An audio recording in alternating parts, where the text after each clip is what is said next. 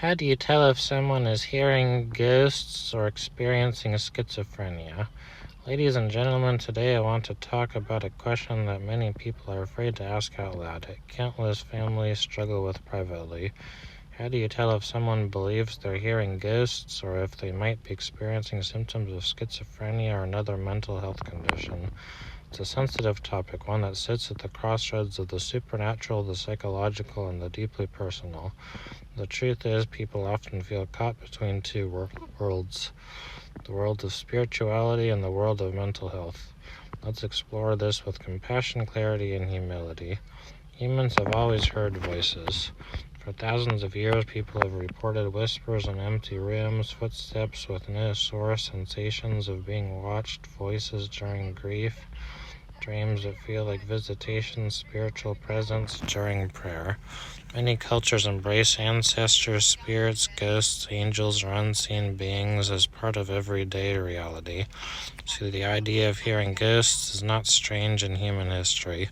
In fact, it's extremely common, but at the same time, hallucinations can also occur in schizophrenia, bipolar disorder, severe depression, trauma, and PTSD, dissociation, sleep deprivation, substance use, extreme stress.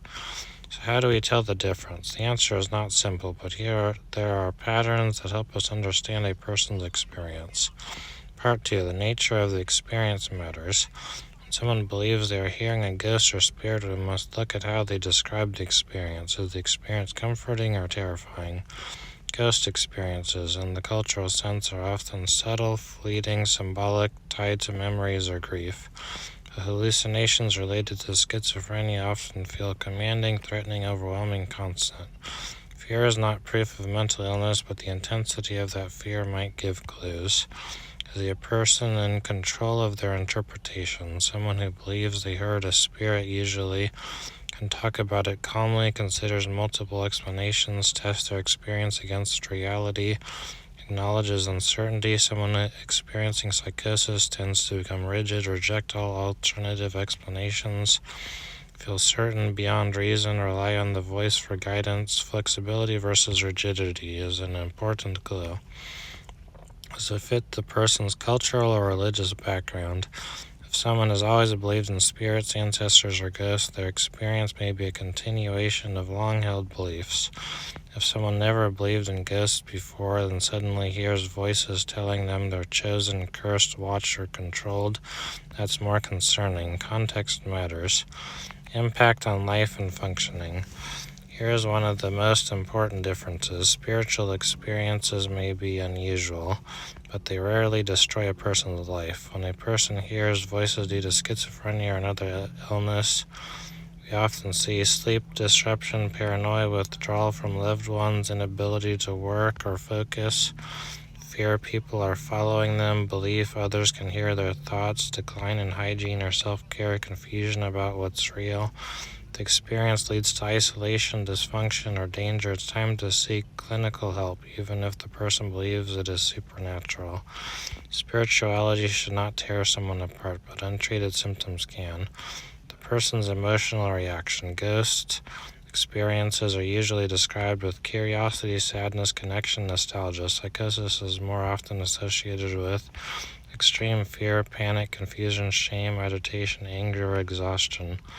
The emotional tone of the experience tells part of the story. The content of the voice.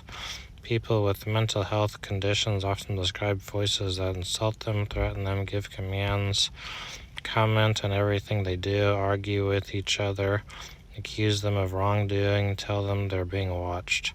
Ghost experiences are usually a single sound, a whisper of a name, a familiar voice, footsteps, a present link to a deceased person. If the voices are constant, controlling, or cruel, that's not typical of spiritual or paranormal interpretations. Trauma, stress, and dissociation.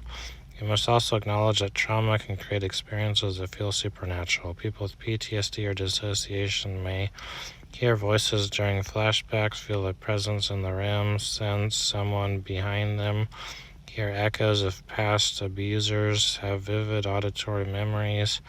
These are not signs of ghost activity, they are the nervous system replaying unresolved fear. Understanding a person's trauma history is essential before jumping to supernatural or psychiatric conclusions. Safety comes first. No matter the interpretation, the priority is always safety and support. If someone's experiences lead them to stop eating, stop sleeping, fear loved ones, believe they're being monitored, feel commanded to harm themselves or others, lose touch with the reality, isolate completely, it is time for immediate mental health intervention, not to invalidate their spiritual beliefs, but to protect their well-being. A person can believe in ghosts and still need help. A person can have schizophrenia and still have spiritual dignity.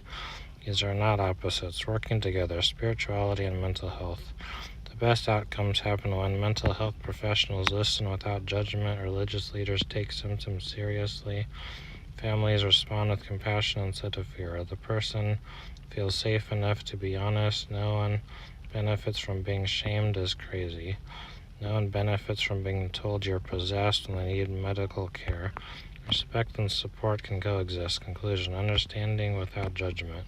So how do we tell if someone is hearing ghosts or experiencing schizophrenia? We look at the impact on life, consistency versus chaos, fear versus connection, rigidity versus reflection, whether the experience destroys functioning, whether trauma or stress is present, but perhaps most importantly, we choose compassion over certainty. We ask questions instead of making accusations. We support instead of stigmatizing. Because whether someone is facing the supernatural, the psychological, or the mysterious space between the two, they deserve care, dignity, and understanding. Thank you.